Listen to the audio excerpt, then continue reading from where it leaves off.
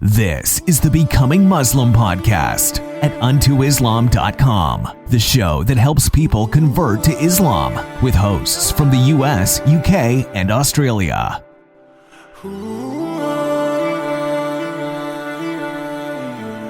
The alcohol thing I was used to is more like a rejection towards Islam. Like, you know, first time I came and visited her and I prayed and I locked the door and she looked through the keyhole. What? She's praying.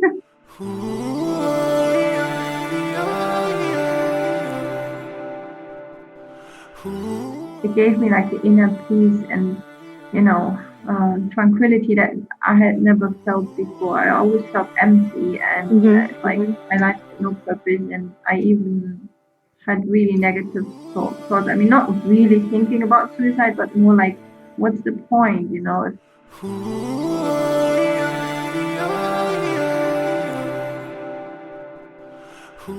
Just hit me hard. Like, Roger Penrose, you know, professor of mathematics, he said things like, you know, the probability that the universe is developed by chance is like 10 to the power of 10 to the power of 123. So small as the planet.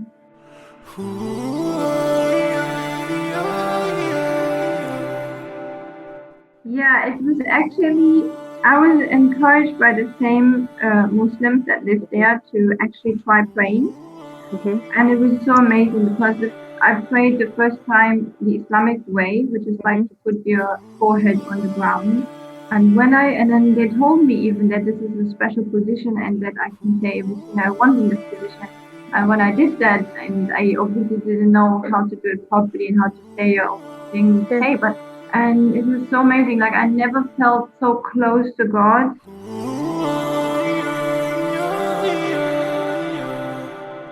Welcome, everyone.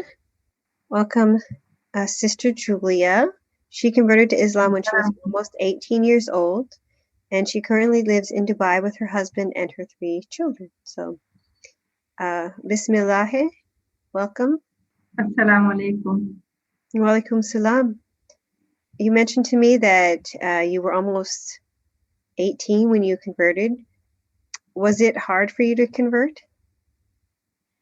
No, actually, it was, I feel that God made it easy for me because I grew up in a very difficult environment. I mean, my mother, she has an alcohol problem. And so, you know, when I was 16, I started questioning, like, I was just trying to find the purpose of life.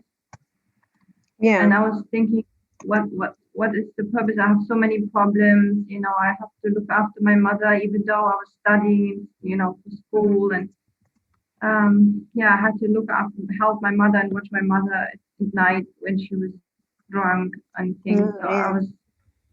It was very difficult. My parents got divorced when I was 13. So it was a difficult time for me.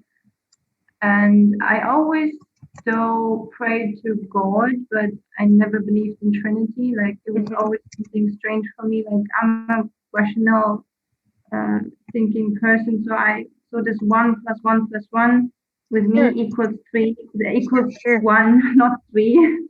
Yes. So I found it always strange, even though I grew up with it and I learned it in school. It was never something identified. What religion were you raised in? I was raised in Christianity, but not very strictly. So it was, my mother is not practicing, but I was, you know, I was learning Christianity properly in school, and I went a little bit to church, but not regularly, and it's not like every Sunday or something. But so I always kind of prayed to God, but I had doubts if God even exists because of the problems I had and because of evil things that I saw happening. And I never understood, like, why, if God exists, why is there evil? So then, but I always said in a way like, oh God, if you exist, you know, please help me. So I was praying to kind of one God. And then And then there was this point where I had a friend, she was a nurse and she lived in a communal, like accommodation where there was Moroccan Muslims living as well. And there was this elderly man who said, who I wanted to say hello and shake his hand because that's what, I was used to do. Sure, of course. You say hello and you shake hands. Yeah, you normally shake hands. Yeah, and he said to me, he doesn't want to shake my hand because his hands and his eyes and his mouth and everything belongs to his wife. And I was confused, and I said to him, "So are you married?" I was just curious. I was a young, curious girl, and he said no, and that even confused me even more. Oh my goodness! So then I started talking to him about. He started talking to me about Islam and things, and that was when I was first confronted, with Islam. And he also later on he realized I was curious, and so he gave me the Quran. And I started reading, and there was this verse in the second chapter in Surah Baqarah, which talked about punishment in the fire. And that's when I realized that, when I learned the Islamic, like who God is from Islamic point of view, it was logical. Before I was always thinking like, if God is love or he's so loving, then why is there evil? Why are we here on earth with so much suffering? Sure. But then when I learned, when I got like an Islamic picture of God, it was all adding up, because God is al-Wadud, the loving, he's loving, but at the same time he also punishes, like he punished, nations before, like the people of Prophet Noah, for example, were drowned. Even that in the Bible, certain nations were punished, and so he still has the right, and he still does punish, when he thinks it is right. So that made sense to me, and So he was loving, but just, right? He was loving, he was loving, but just. Yes, it made sense. And then I started doing a lot of research, and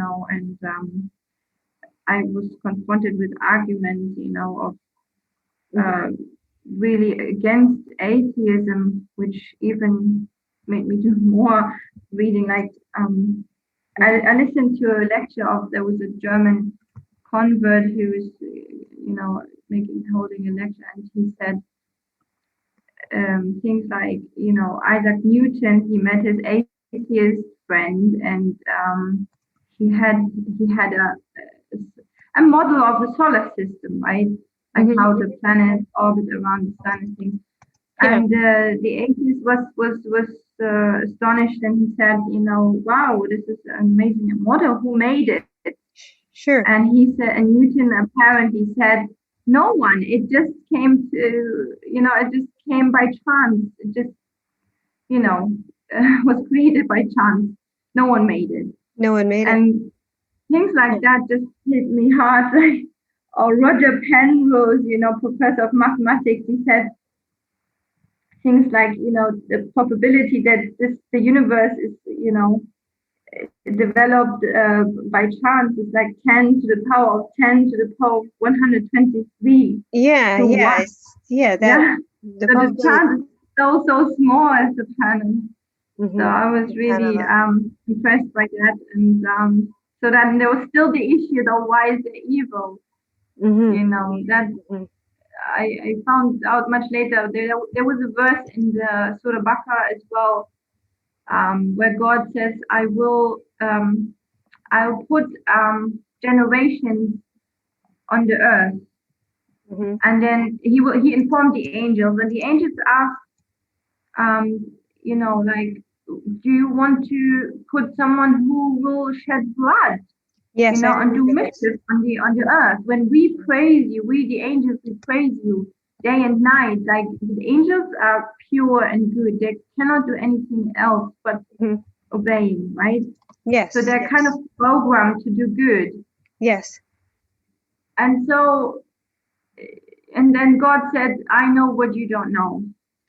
Yes. So then I found out that God wants us to reach our best potential. That's why He has given us free choice. He wanted to make a creation other than the angels. Sure. Because have you ever seen like a merciful computer?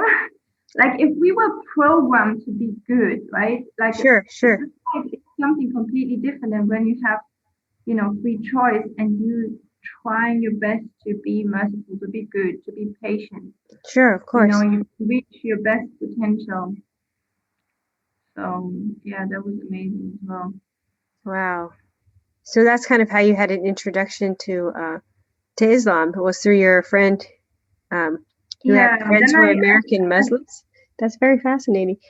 Where were you living at the time? I was living in Germany. So. Oh, okay. Yeah. Yeah. That's wonderful. So, where in Germany? In Hamburg.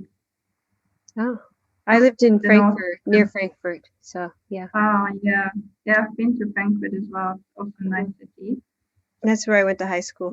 So yeah, I still did research though on Christianity because I still was shocked. I didn't understand, like why are there more than one religion? And Sure. I did research on the Bible and I found out as well. I mean, I must admit that it was through Islamic sources, but obviously I wanted to find out Islamic point of view. Sure, of course. Christianity with Islam, and they made good points. Sure. Like, for example, at the back of the Bible, it even states that some of the authors on certain chapters, and the places where these chapters have been written down, is unknown. They are unknown. Yes. So no one knows who's written it. And I was thinking, wow. So if I find a paper on the street and it says they pray 50 times a day, I don't think I would do it. So it's like it became clear, to many things. I mean, even there's a chapter where this is attributed to Prophet Moses. But then the chapter continues after the death of Prophet Moses. Sure. So obviously he could not have continued writing, so no one knows. That's true. He couldn't write it like that. It became clear why God sent another messenger after Jesus. Sure. May peace be upon him. Sure. And really, we all know that with the Bible, especially, that it's not, it's been tampered with. I mean, even when the Bible was put together by the Catholic Church, it was not, they just cut and pasted, I guess, so to speak. They just took certain books and put them together. There were other books which were not put in the Bible, which were left out because they just wanted it to be consistent. So, I mean, even from the very beginning, it was not something that was, some people who are Christian will say this is the word of God, but it really isn't the word of God. If that makes sense. There are some things in there that are good, but it's just not consistent. You just don't know exactly what is from God, what is still from God, and what is changed, what has been changed. Yes. And that's what impressed me about the Quran when I learned that,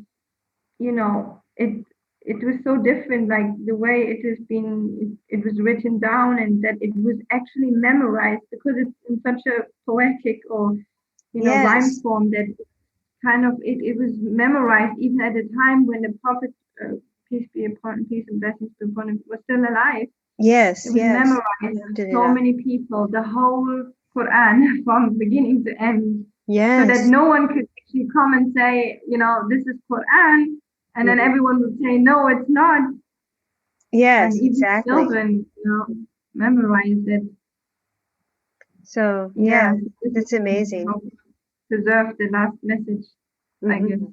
The Quran is such a beautiful book. Alhamdulillah. So was there easy parts to converting? It seems like it was all kind of easy. How did you actually? How did that happen? Tell me about that day that you actually took your shahada. Yeah, it was actually, I was encouraged by the same Muslims that live there to actually try praying. Mm-hmm. And it was so amazing because the first, I like, I prayed the first time the Islamic way, which is like Mm-hmm. to put your forehead on the ground. And then they told me even that this is a special position and that I can say everything I want in this position. And when I did that, and I obviously didn't know how to do it properly and how to say all the things that I Sure, needed to sure. say, but I did the position, and it was so amazing. Like I never felt so close to God at that, Mm-hmm. like in that position. And I enjoyed it so much that I said, "Oh, I want to go to the mosque and I want to become Muslim." At that time, I had already learned a lot though about Mm-hmm. everything. Yeah, that was the key point, I think. Wow, that's beautiful. I've met a lot of people who started praying before they took their Shahada. I myself also started praying before I took my Shahada because the prayer is Yeah, such a beautiful thing. It's so peaceful. yeah, So you just kind of, did you plan it or did you just go to the masjid? yeah. I can't remember. It was not a long time ago, but I think I just went a couple of days after, and I was, and then I learned also. I got to know female Muslims Mhm. before was Sure. just these guys. Yeah. Yeah. Uh-huh. So then they actually, yeah, then we started meeting and I learned more. And the more I learned, the more sure I was that this is the right way or this is all, yeah, everything. Islam had for everything, for all my questions, a logical answer. Yes, That was, yes. yeah. That's amazing. No. So what was it like when you took your Shahada? What was that like for you? Yeah, to be honest, it was not so emotional like with others maybe because I was Mhm. already kind of you know, inside I was already kind of converted or Oh, okay. revert or what you call it. Renewed. I don't It know was if there's so more, many ways to say it. Yeah. yeah, it was more like speaking it, Hmm. out loud. Yeah, So you're just confirming what your heart already knew. yeah. Yeah, that's beautiful. And like I said, I always kind of believed in one God. It was more like I had doubts, was there, is he really existent or not? Hmm. Hmm. So after you converted or reverted to Islam, um, how did your family feel about your decision? Oh, it was just very difficult. I think I called my mom on the phone. I would have moved out at that time. I was 18. And she started crying, and then I started crying because, I was disappointed that she wasn't happy for me. And, you Yeah. know, yeah. And yeah, we didn't speak for some time. But then she came and she visited me and she said, you will always be my daughter. And yeah, now things are very different. I mean, my mom is very close to Islam right now herself. God kind of guided her, you know, through cancer. Oh, wow. Um, well, but she hasn't really. With her, it's practicing. The problem is practicing. She loves, her things like Hmm. pork and alcohol. I would say are the most Oh, difficult things for her to do. yeah. Yeah, Um, that's true. Those are difficult to give up, I suppose, especially alcohol. yeah, yeah. So, So yeah, that's I think kept keeping her away. hmm. But she does pray, and I think I taught her how to pray in the Islamic way. So when she's telling me sometimes she's doing it, I Oh, don't wow. know. But inshallah, maybe. I mean, Maybe. You never mm, know. You never know. God guides. You never know. yeah, Sometimes you just have to hit rock bottom before you can go up from there. And it's not an easy thing to do. So, yeah, yeah, yeah, especially if she has those sort of things. It's just hard. It just really is. Your yeah. brain, But your brain, it changes the addiction actually changes the shape of your brain. yeah, so that So, was my mom's reaction. My dad, he was actually cool with it. He was actually saying, yeah, as long as you're happy, I don't mind and things. But That's good. later on, he is still trying to convince me that Mhm. this is this religion on general. He's an atheist, so Oh, I he see. turned to be he became atheist only a couple of years ago, I guess. Hmm. But he's not really an atheist because he's actually now into New Age religion, which is like devil worshipping. So Really? this Wow. this new movement of like third eye, open your third eye, and it's all in the Buddhism and meditation direction, I guess. So Yeah, he's that's fascinating. I've not heard of this third eye movement. sorry, I haven't heard of this before. It's new to me. yeah. It's actually they only calling it New Age religion, but it's actually nothing new. It's just old occultism and old Satanism. That's what it is, I Oh, think. So I looked into it and we had a long discussion and we ended up, well, we just couldn't come to an agreement. So, what is his belief then? I mean, with the well, he whole. doesn't think he's following a religion. That's the funny thing. Like Uh, he actually thinks he follows no religion, but uh, it is still a religion because he's actually trying to communicate with the devil and he's in a way worshipping them as well through wow. certain rituals. But yeah, but he thinks he's not, and I think that's what that's what they teach as well. The New Age religion that it's actually not a religion, but I don't know. I see it differently. I'm So not religious. I'm spiritual, maybe something yeah, like yeah. that. So, I mean, I guess I can be okay, but the idea of it's just confusing. If he's an atheist, then you don't believe in God or the devil. So, Yeah. yeah, that's interesting. Mm. But and then why would you want to communicate with something that didn't exist? Yeah. They still need the spiritual. I think they're looking for, I don't know. I really can't explain. It's very confusing to be honest. Yes, Yeah. yes. Maybe they're just looking for some sort of connection. Perhaps, Yeah. most people are looking for some kind of connection, and sometimes you end up looking in the wrong place. Hmm. So, Yeah. I mean, your soul is pure and very important though. Like if you drop like a black ink into, a glass of water, it gets contaminated. So it's yes, important to yes. not mix your soul with things like that, like Yeah, Satanism and things. sure. Of Because course not. and the soul can get corrupted and yeah. Hmm. Wow. Well, I keep him in my dua. You never know. Yeah, I mean, may God guide him, yeah. may God guide him. There's just so much in this world that can be so confusing, especially if you don't have the right information. So, Mhm. yeah. No, the strange thing is he actually sent me a book of a professor at university teaching this stuff. And I was thinking, wow, this is an old German professor Uh-huh. who's literally hiding behind a scientific language, but Sure. preaching nothing else than opening your third eye and communicating. The third eye is like a portal to the Sure. communicating with these and with these I've heard of it.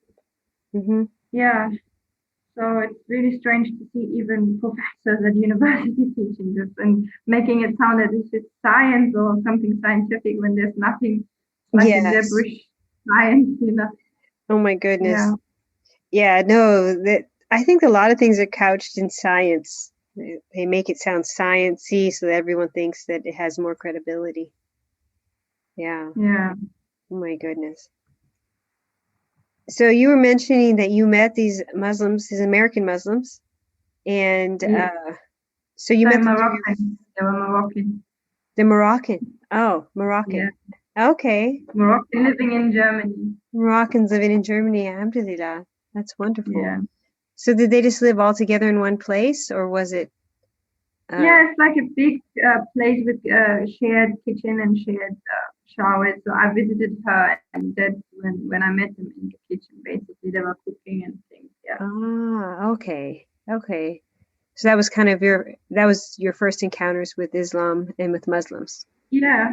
Yeah. Wow. Okay. Wow. So was your friend also Muslim, or she just lived there? No, she was a Christian nurse who lived there, and she wasn't that interested as well, like me, for any reason. And Okay. I have no contact with her anymore. But yeah, for many years she did not convert, and she didn't understand as well why. Mm-hmm. Like she was more on enjoying life, and she was she didn't like that I basically was starting to cover up, and I didn't you know uh, dress like her anymore. And that's, yeah, when we kind of split up at some point as well, we had different interests and things. Yeah. Sure, sure. Yeah, I could that happens. That does happen. Sure. Yeah. Um, so when you became Muslim, were there any sort of inner changes that you noticed? Yeah, I became more patient and calmer, I would say, because especially controlling anger, like Islam teaches, you to control your anger and to kind of seek refuge with God from the shaitan, because from the Satan, from the devil, because it's kind of coming from the devil when you get angry. So you calm down, you breathe, you don't speak, like you have to be silent. The prophet, peace and blessings be Mm-hmm. upon him, he said, first of all, he said, don't get angry. But if you do get angry, then be silent, don't speak, Sure, because sure. and until this whole chemical, like, I don't know, the kind of hormones that go through the body when you're angry, like adrenaline and all these Sure. other Oh, that makes sense.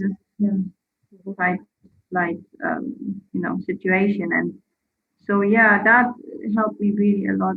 And also respecting my parents, obviously. Mm-hmm. I was really like raised in a way, like shouting at my mother and things. And I had to learn that this is not a good way to talk to your parents, and respect them, and be kind to them and things. So yeah. Sure. Yeah, you can respect your parents and be kind to them. That's something that we learn. Mm. Kind. Yeah. So, yeah, but that was that difficult for you with your mother, especially with her difficulties with alcohol? Yeah, I mean, the alcohol thing I was used to, it was more like her rejection towards Islam. Like, first time I came and visited her, and I prayed and I locked the door, and she looked through the keyhole, Oh and my she was like, goodness. "What? She's praying." Oh no. Fine, but and then obviously she always told me to undress, and she didn't like me covering up, especially in a Uh-huh. country like Germany, which is really not tolerant that much. Mm-hmm.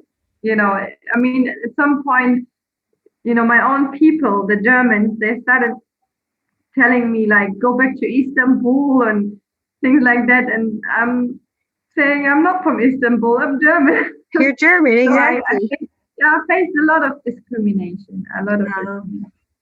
sure, It sure. was it was a hard time in Germany. When I migrated to London, it was really nice. Uh, The British are really more tolerant. And then finally, when I migrated here to UAE, it was even better. Like the first time, I really felt so comfortable being among, Muslims, and mhm. not being looked at like an alien, or, you know. Yeah, yeah, sure. So yeah, I didn't realize there was a lot of discrimination in Germany. When I was there, I was not Muslim, but I remember seeing ladies in the hijab, on the street when I was going to Yeah, and from school. But I didn't know a lot then. So I had friends yeah, who were Turkish, but they were mostly Christian. Um, so yeah, so London was better for you, and then Dubai is even better. Yeah. yeah. They're hearing the call for prayer loud as well. Hmm. Was It's amazing. That's Yeah, beautiful. I wish we could hear it here. So, yeah, but I think sometimes our community is shy. So, I know one time we tried to get our masjid to do the call to prayer over the speakers so everyone in the neighborhood could hear it. And Yeah. they wouldn't do it. We even got permission from the city. One of the sisters went and got permission from the city, and Yeah. they didn't want to do it. They didn't want to say they're done. And I was like, man, it would have been so nice, but Yeah. I think it's that discrimination piece again that people are concerned about. So you had some inner changes, but what about any sort of outer changes? How did your lifestyle change after you converted to Islam? Yeah, I mean, it was slow. It was slow. I didn't wear the scarf straight away. I didn't even know that I had to cover my, you know, uh, beauty. I can't think of Yes, the word. yes. Sorry, English is not my native language, so sometimes No, I don't and write my words. German is not that good. So yeah, I did, and then slowly I started to pray, and obviously it wasn't 5 times a day at the beginning, especially at the place where I was working at that time in the restaurant, in the kitchen. It was not. It was difficult, so I ended up Sure. in the evening making up all the prayers and things, and it's really difficult to practice at the beginning. But slowly, step by step, I implemented more and more, and the more I implemented, the better I felt as well. Like it gave me like an inner peace and tranquility that I had never felt before. I always felt empty and like my life had no purpose, and I even had really negative thoughts. I mean, not really thinking about suicide, but more like, what's the point? If it's just not Sure. a problem.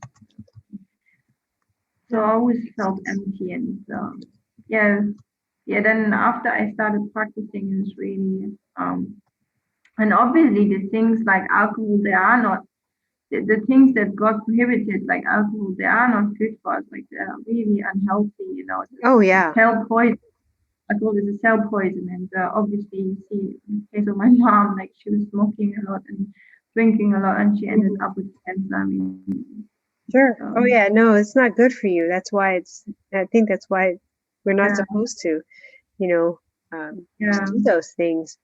And even covering up, I must say it had lots of benefits to me. Like for example, before I started to cover, I always got like molested, like sexually, like men would just try to touch my bum where I was sitting in the bus, they would just try to touch my bum.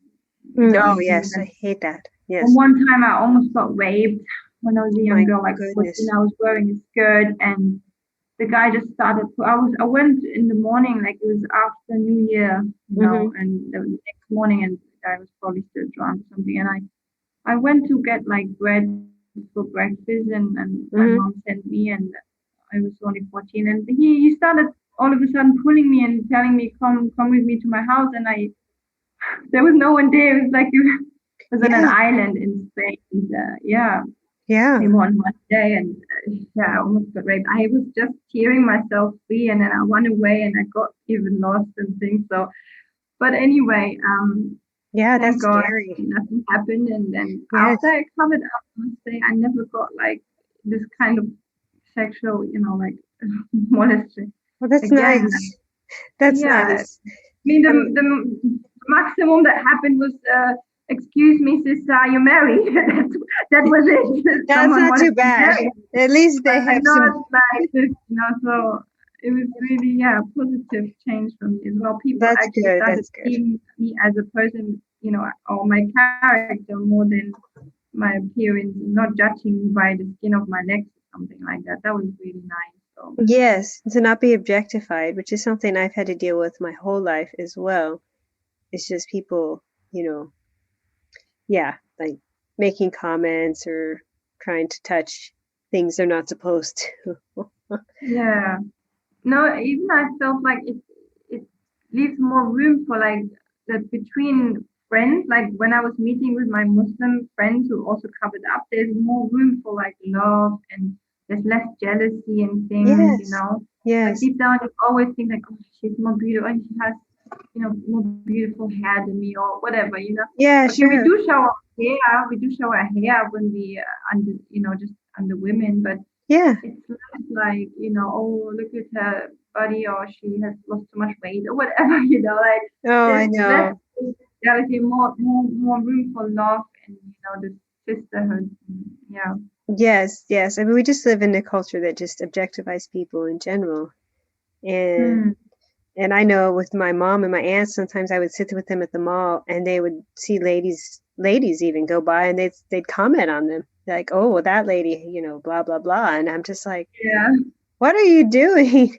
So you get depressed. I always got depressed. Like I always got like feel like, you know, you get somehow depressed by this. So it's not a good thing that you actually, and jealousy and things like that. So yeah. Yeah, no, it's not good because all those beautiful people in the pictures, they've spent a lot of time getting makeup on and then they retouch the photos. So Oh, I mean, they're oh not my even God. real. Yes, I spent like 3 hours in the toilet before going to school, literally making my hair and putting makeup and showering and all kinds of things. And it was, oh my God, Mm-hmm. it's so nice.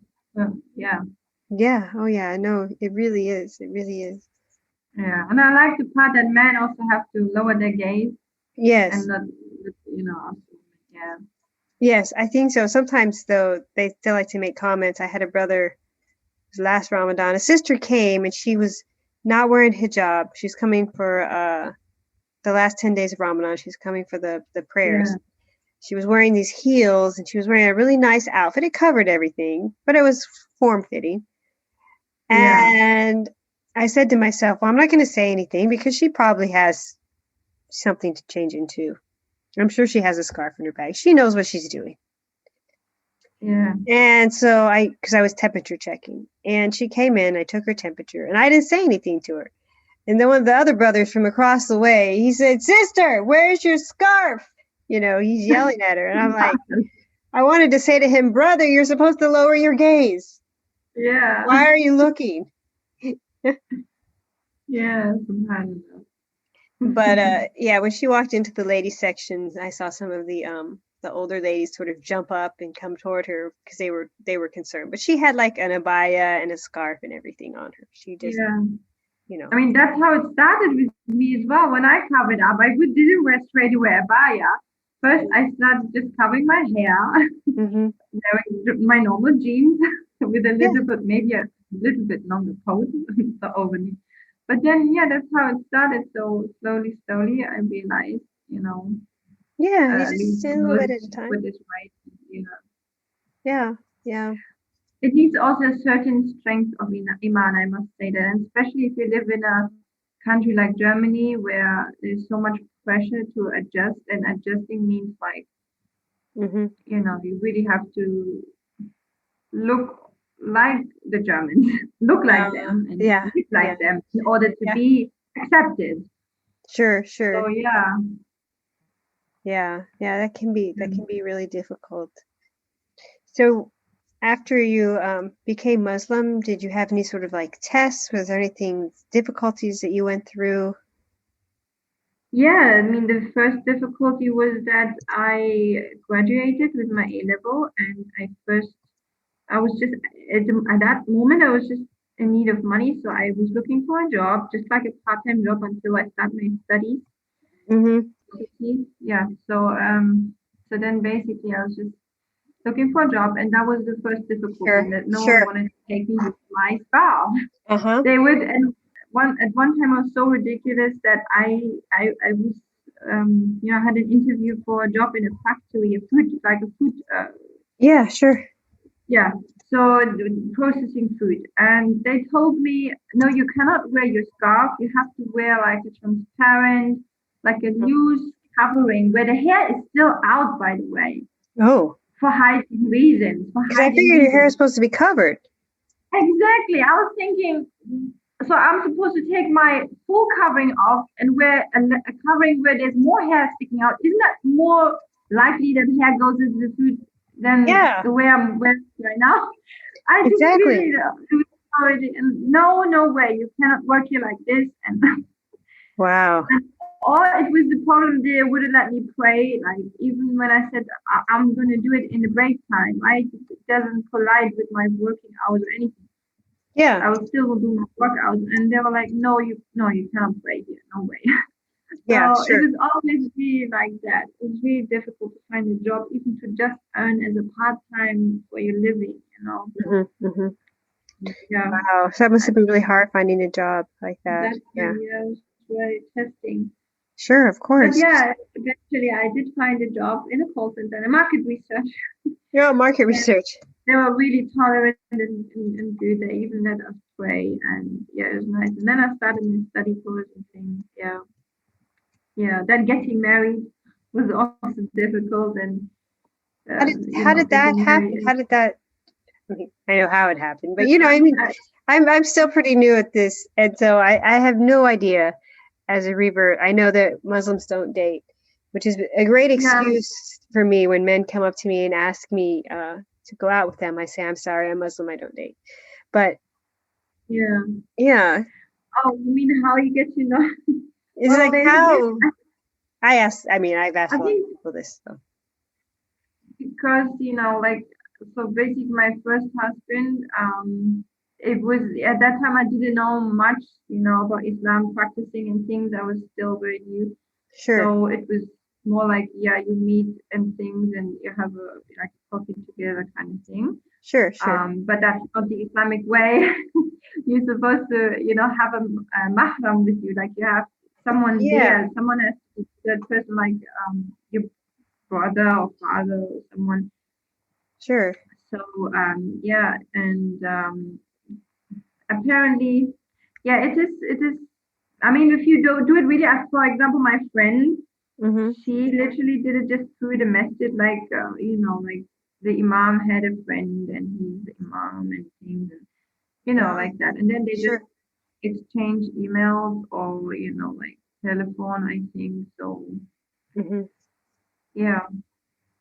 Don't want to say anything wrong because I'm still not too sure what is allowed and what not, but Yeah, yeah, yeah. Well, I mean, there is a yeah, there's a way. But you trust in God. This is the main thing. Like you do your prayer is called istikhara, which is like a prayer yes, for decision. If you were about to make an important decision, sure. you ask God to, if it's good for you, to actually help you to accomplish it, to actually give you success and bless you in it, Mm-hmm. and to help you to achieve it. If not, they keep you away from it, right?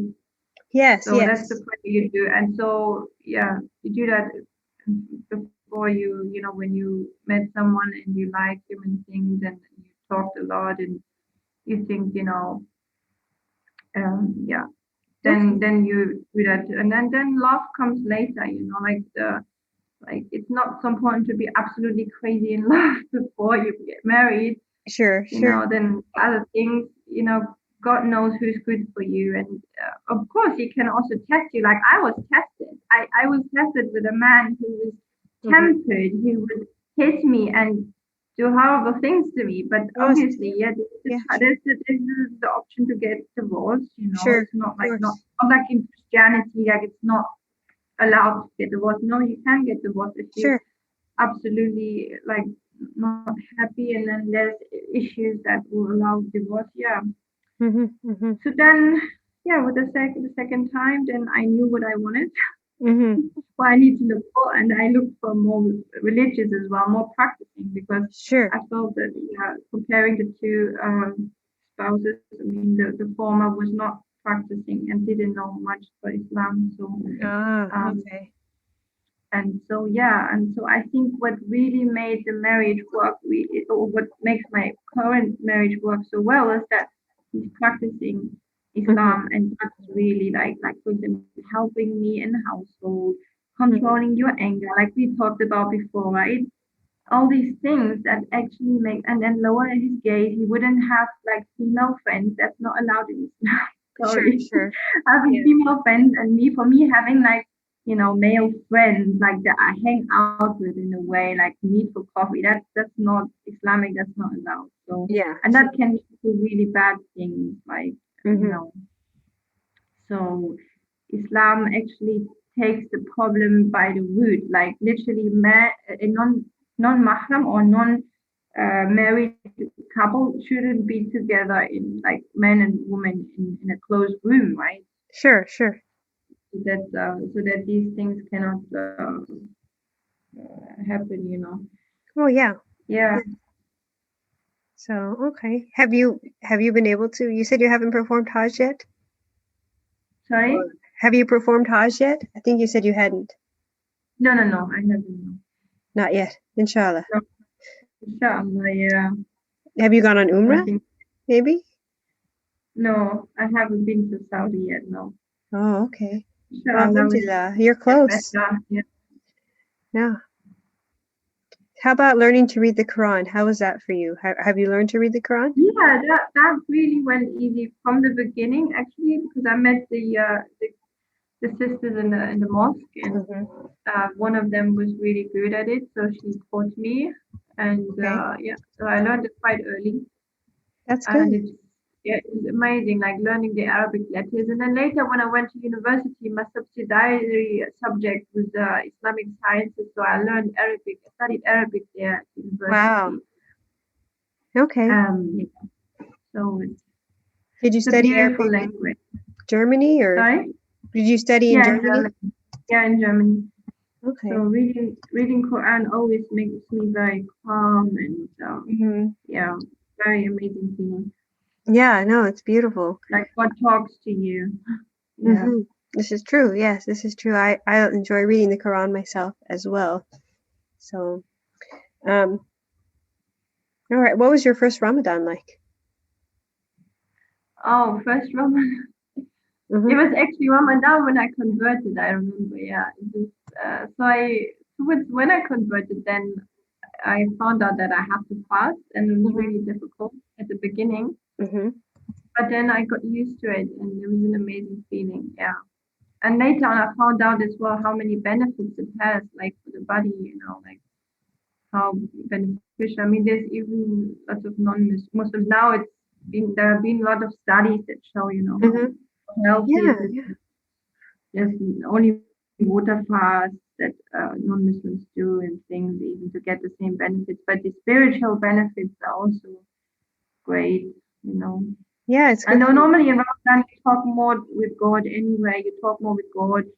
You Mm-hmm. read more Quran, and Mm-hmm. then that's why you feel more happy and more satisfied in Ramadan. This is very common, like the Muslims that actually that we are more happy in Ramadan and more kind of have even Yes, more this yes. satisfaction. If you talk more with God, we pray more. Mm-hmm. Mm-hmm.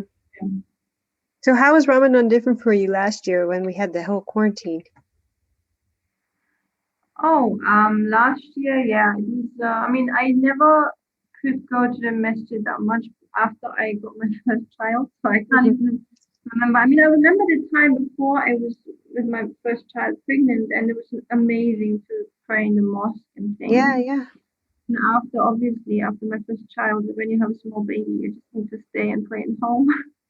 Oh, And since then, it's different because I just didn't have the energy as well to pray mm-hmm. Mm-hmm. so Mm-hmm. much because sometimes you just get tired after just two prayer units. Mm-hmm. When I used to pray 6 or 8 before. So it's different because you're looking after the child all day, and in the Sure, evening you're sure. really tired, and you have to get up early in the morning and fast all day long. It's Yes. not like you sleep long and things anymore. And so yeah. Mm-hmm. Yeah, but still, I mean, it comes, with different. These 2 units that I did under such an extreme tiredness and exhaustion were maybe more valuable or the same like the ones I did before when I was strong and I was Sure, not sure. tired. Right? God knows that Uh-huh. I was trying my best, Alhamdulillah, but I alhamdulillah. even fell asleep in the prostration at Oh, some point. Like I was oh literally my. falling asleep and then I woke up. Oh Yeah. no. I'm, yeah, that can happen. I can see that. This is very calm Yeah. sometimes when you pray. So, what verses of the Quran have greatly influenced your faith? Yeah, like I mentioned, the verses in Surah Baqarah, I think it was number 30, the one where God says, ask the angels, or informs the angel, you know, that they will put a different kind of creation on the earth. And then the one with that talks about the hellfire, where, you know, it says the fuel of the hellfire are humans and stones. Humans and stones. That was really hard. Yeah, humans and stones. Yeah, I remember that verse. If there's one piece of advice you could give someone who is, you know, wanting to learn more about Islam or was maybe interested in becoming Muslim, what would you tell them? Try to pray the Islamic way and see how you feel, maybe.